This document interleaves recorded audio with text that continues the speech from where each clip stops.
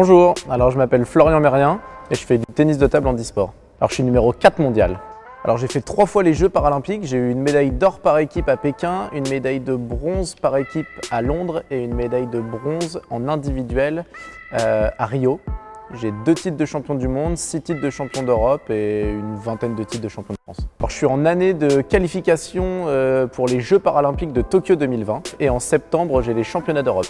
Alors oui, moi j'ai besoin d'énormément d'aide parce qu'on a tout à notre charge, c'est-à-dire qu'en France, la fédération prend en charge les championnats d'Europe, championnats du monde, Jeux paralympiques. Par contre, les autres tournois pour se qualifier pour les grosses compètes, donc tous les tournois que je fais à l'année, ça c'est à ma charge perso.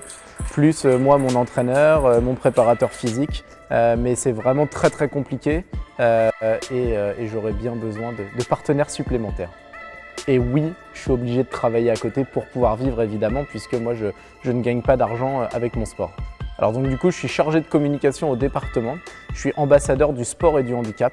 En parallèle, je fais aussi des sensibilisations handicap dans les collèges. C'est-à-dire que je me balade dans tous les collèges du département et on essaie de parler un peu de handicap, d'enlever tous les tabous autour de ce sujet.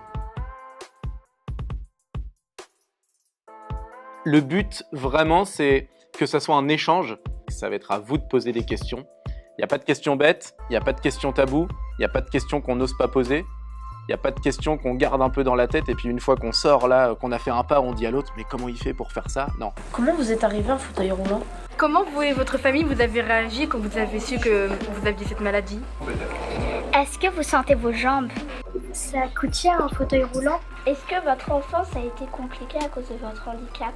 Comment faites-vous pour conduire?